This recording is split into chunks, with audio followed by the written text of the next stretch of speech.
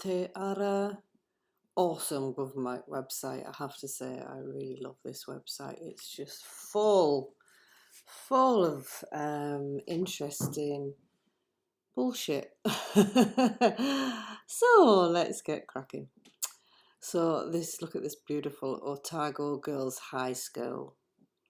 Until the late 20th century, secondary school buildings were designed as grand structures to convey the notions of stability and tradition. Founded in 1870, the high school was the first public secondary school for girls and amongst the first in the world. That's an interesting point to remember. It was built in Scottish baronial style, a floodlit facade. Remember what the word facade means? Lie, of the main building. So, going back to these times and how children were treated back then, I've got a whole slideshow that I'm going to do on children. Children were not treated as they are today. We love our kids these days. I'm not saying people didn't love children, but they certainly would not build massive buildings like this just for kids, because they didn't hold kids in that high regard. I did a whole thesis in my at university talking of the nuclear family and what they used to do. So there was the swaddling clause.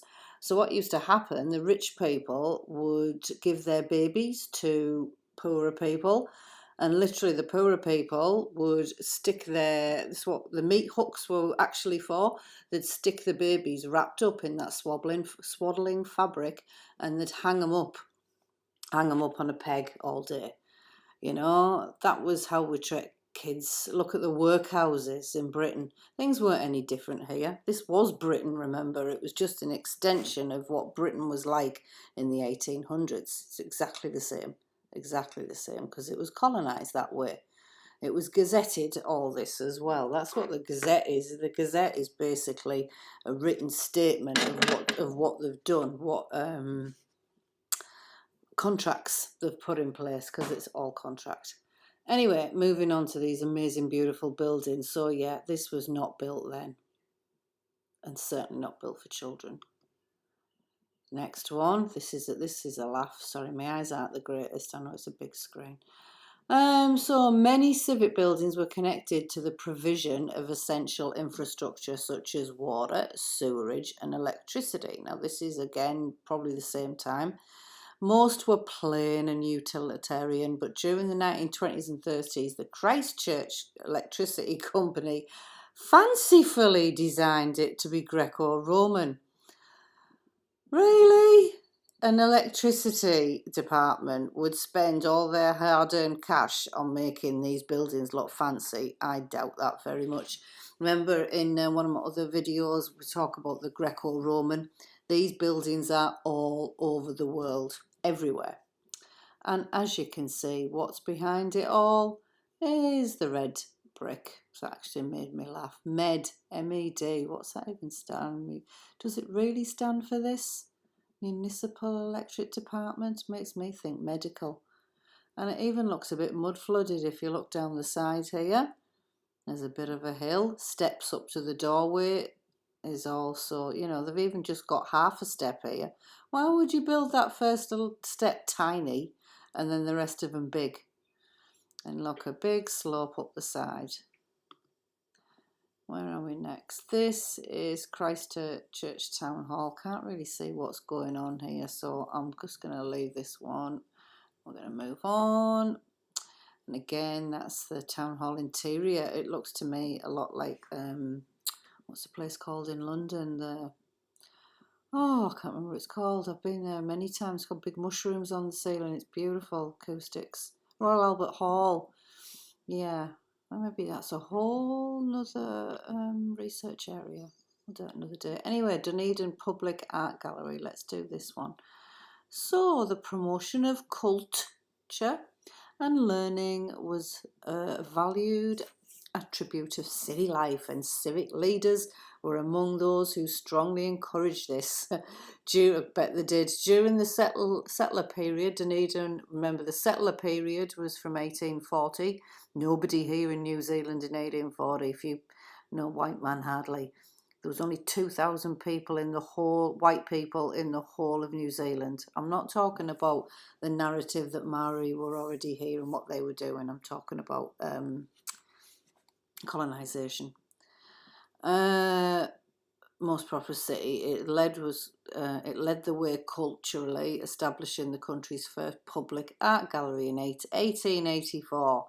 Now again, Art Greco does it. Oh, this is a neoclassical building. It's still, look at these pillars. It's still the Greco-Roman. They just name things different names as well, which is bullshit because they're all the same. All Tartarian or whatever the people were. So look at this building. Hardly any people again. A couple of people standing. Look at this, and I guarantee that's probably red brick. I don't know. Never been to Dunedin. Don't know if it's still there. Probably. A lot of these big buildings are. I've got in the Antiquitech as well. There's a little bit. I'm dying to go to Dunedin and on my route. It'll come. Now, this is what inspired me to actually get this going. I know this building's still there. So this is the Auckland War Memorial Museum. Look at this, look at this, look at this. Huge. So that's the entry, blah, blah, blah. Won the 22 competition to design the Auckland War Memorial Museum. This is a drawing. So this might be his design. It was founded in 1852. And hardly anybody here then. There's no way. Even the Maori Wars hadn't started. They didn't start till 1860. But by the 20s, it had outgrown its site. After the First World War, a proposal that a new museum be built to commemorate the war dead of Auckland Province, blah, blah, blah. A hilltop site in Auckland's domain was secured. Design decided on. Oh, yeah, a frieze running around the top of the building. Oh, it's just bullshit. Building was extended twice in the 60s and 2006. It remains along Auckland's most loved public buildings. And you can see it flood, even down the sides here. You can see a bit of mud flooding. I'll go there and do a video one day. That's not far away. And then you look at Te Pap. This is what we're doing now, and they're trying to say that we were building that in 1852 with horse and cart. There's no electricity yet on the planet apparently, and certainly nothing. Horse and cart, that was it, and a wheelbarrow and a couple of ladders. And they're saying they built this then with hardly anybody here in 1852. Lies. And then this is what we're doing today. Yeah, whatever. What have we got next? And so, where are we now? New Zealand House. So New Zealand's High Commission in Britain.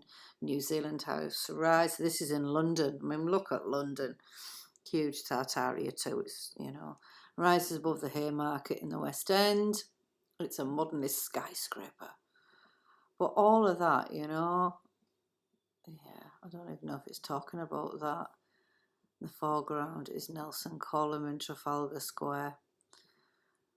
Yeah, all that's lies. London's all lies as well. It's all old world. Less lies, well, not less lies, but London's built on top of about 3 different Londons.